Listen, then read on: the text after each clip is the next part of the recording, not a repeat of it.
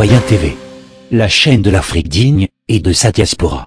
Au sommaire, Côte d'Ivoire, Dabou, la fête de la liberté 2016 du Front populaire ivoirien, parti présidé par Laurent Gbagbo. Les mobilisations de la diaspora, mobilisation africaine contre le franc CFA, et pour finir, actualité en France. Commençons tout de suite avec la Côte d'Ivoire.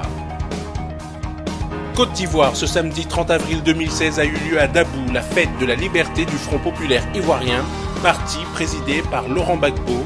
Ce fut un grand succès, l'occasion pour le FPI de dire à la dictature du Dramanistan, la version france-africaine de la Côte d'Ivoire, qui veut vider le FPI de sa substance, qu'il sache que la substance du Front populaire ivoirien FPI, c'est le peuple ivoirien. Diaspora. À Paris, ce samedi 30 avril 2016, les Africains ont marché dans les rues de Paris contre la recolonisation de l'Afrique.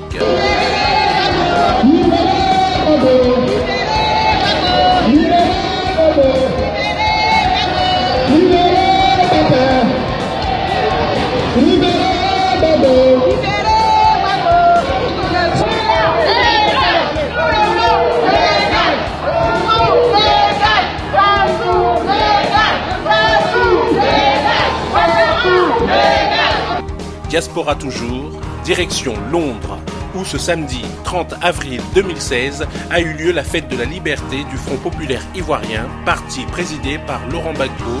Ce fut un grand succès. La fête de la liberté 2016, c'était pas seulement à Dabou en Côte d'Ivoire, mais c'était aussi à Londres, en Angleterre.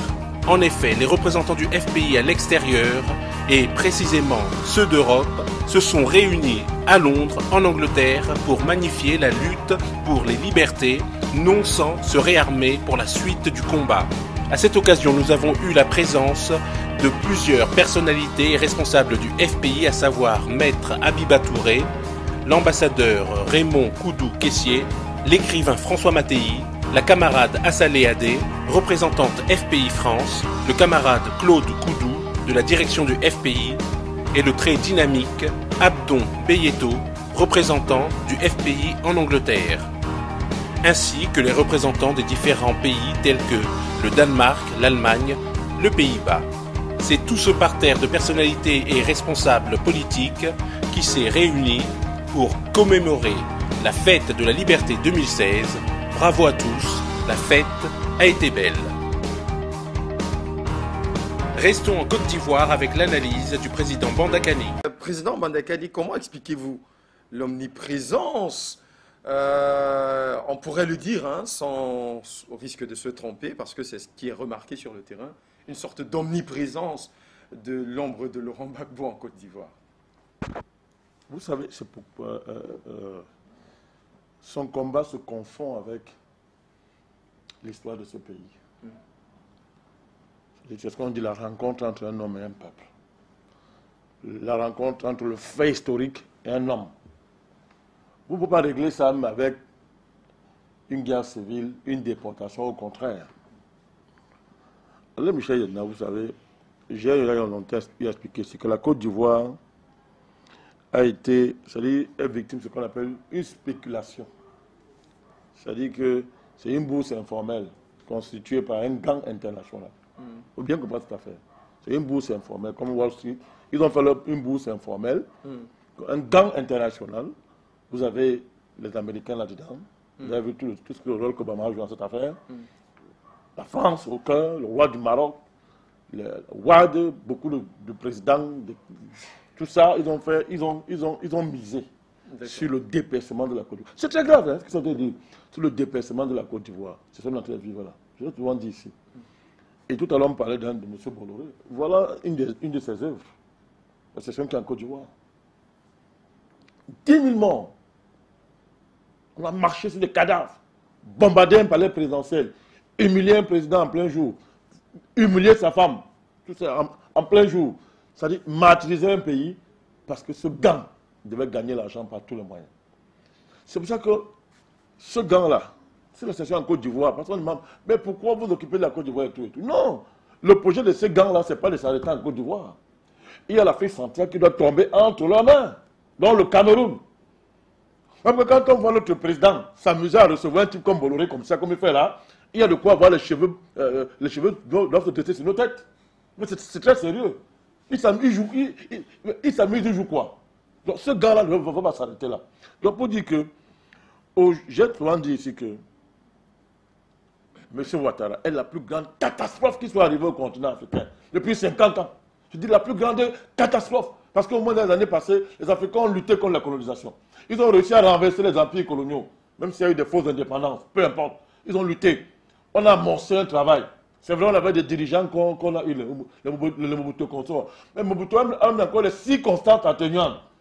Parce qu'on nous a apporté les gros diplômes, docteur en doctorat, Ouattara. On nous a dit que le banque, c'est un génie des finances. C'est le plus grand génie que l'humanité a eu en matière de finances. Mais on voit les résultats aujourd'hui. La plus grande catastrophe. Je ne vais pas revenir sur le bilan qu'a moi fait, que mon frère, c'est moi. Je ne veux pas revenir là-dessus. Moi, ce qui m'intéresse, c'est que la Côte d'Ivoire aujourd'hui est venue, c'est le stade suprême, ce qu'on appelle le comptoir colonial par excellence. C'est le stade suprême. C'est l'image, c'est le visage le plus hideux de cette affaire-là. Aucun Africain n'est pas accepté ça. Aucun.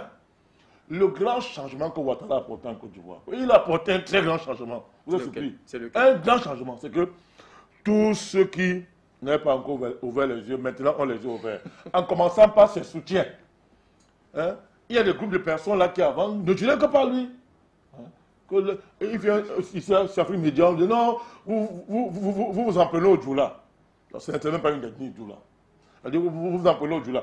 Aujourd'hui, même ces gens-là commencent à dire que mais qu'est-ce qu'on a fait? Qu'est-ce qui nous est arrivé? On s'est complètement trompé, mais ce monsieur est dangereux. Allez sur Internet, allez voir les vidéos. Maintenant, les gars ne se cachent même plus, ils assument ouvertement. Ils prennent position, ils disent que nous, tel, à tel endroit en Côte d'Ivoire, vraiment, on est fatigué de toi. Tu nous as complètement trompé. Voilà.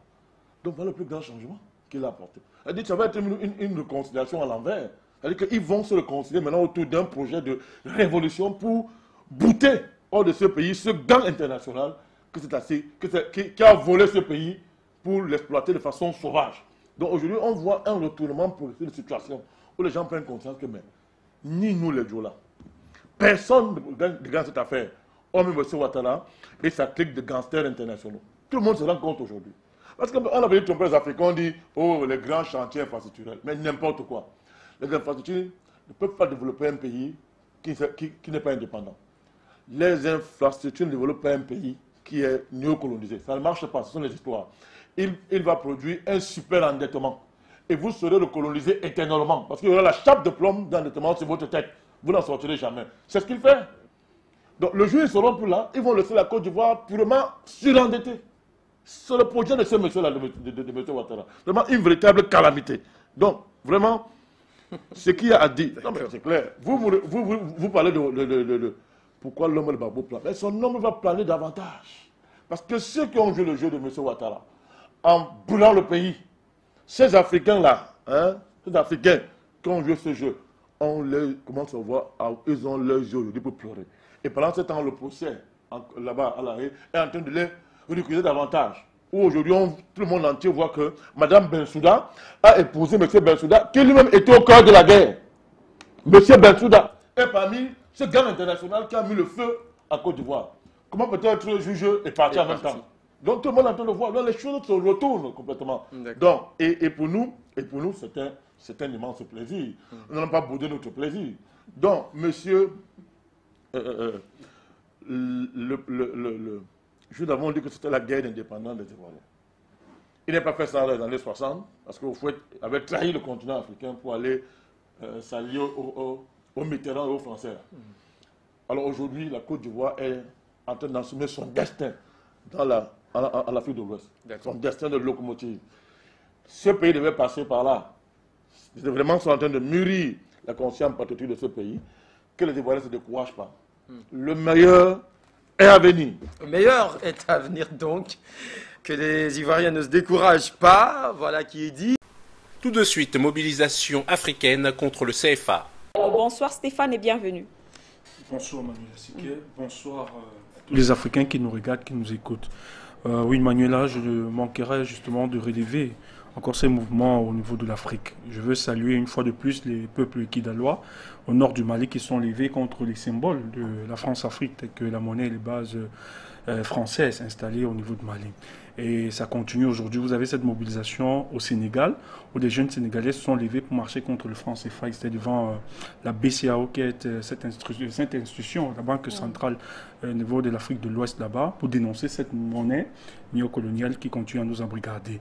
Et vous avez aussi, comme on annonce, les peuples béninois qui s'organisent pour le 7 mai à Cotonou, pour une grande marche aussi contre le franc CFA. Et nous sommes en train de les encourager dans cette démarche-là, de continuer à s'activer. Au niveau de l'Afrique centrale, au niveau du Cameroun, des choses sont en train de se préparer pour qu'il y ait une marche aussi pour dénoncer le franc CFA. Nous sommes en train de nous préparer pour que le relais de plus en plus, le discours contre le franc CFA puisse se tonifier, parce que c'est une revendication portée par les peuples. Parce que nous avons compris aujourd'hui que les politiques sont tellement coincés qu'ils ne peuvent pas justement pousser à de véritables réformes, dont les peuples ont décidé de prendre leur destin à main en s'organisant. Donc c'était ça pour l'information. Voilà, merci. Merci à vous Stéphane Tchombo pour cette information. Et pour finir, actualité en France. Madame, Monsieur, bonsoir. L'islamiste Salah Abdeslam, incarcéré à Fleury-Mérogis, impliqué dans les attentats de Paris du 13 novembre. Le terroriste a été remis par la Belgique à la France dans la nuit de mardi à mercredi. Mis en examen et placé en détention provisoire, Salah Abdeslam a été immédiatement placé en isolement dans la prison francilienne, réputée pour sa haute sécurité.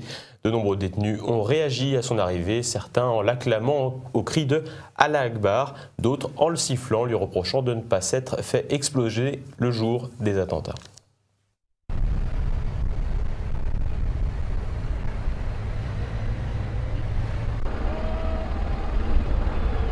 Comment ils hurlent.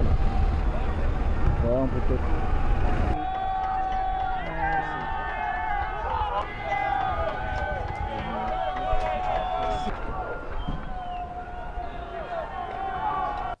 Affublé d'un pyjama en papier pour prévenir toute tentative de suicide, Salah Abdeslam sera filmé en permanence par un système de vidéosurveillance installé dans sa cellule, une première en France. Son avocat, maître Franck Berton, explique la procédure en cours.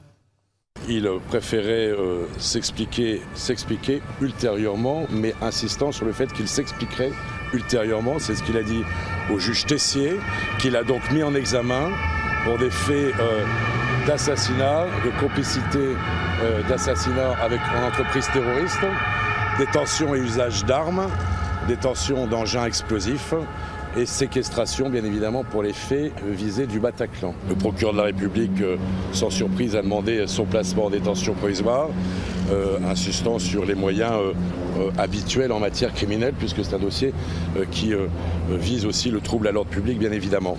Voilà, il a été placé en détention provisoire à Fleury-Mérogis.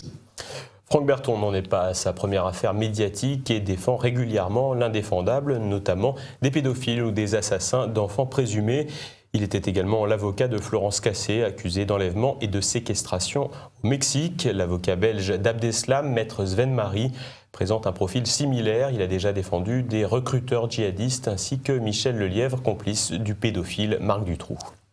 Mercredi, Sven Marie s'est fendu de déclarations surprenantes sur son client dans les lignes du quotidien Libération.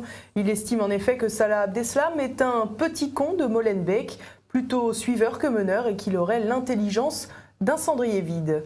Si l'on peut croire certaines de ces déclarations, il pourrait également s'agir d'une stratégie visant à atténuer les responsabilités du terroriste. L'homme, aussi stupide soit-il, aura tout de même réussi à échapper aux polices françaises et belges pendant près de 4 mois, après avoir été impliqué dans l'attaque terroriste la plus meurtrière survenue en France.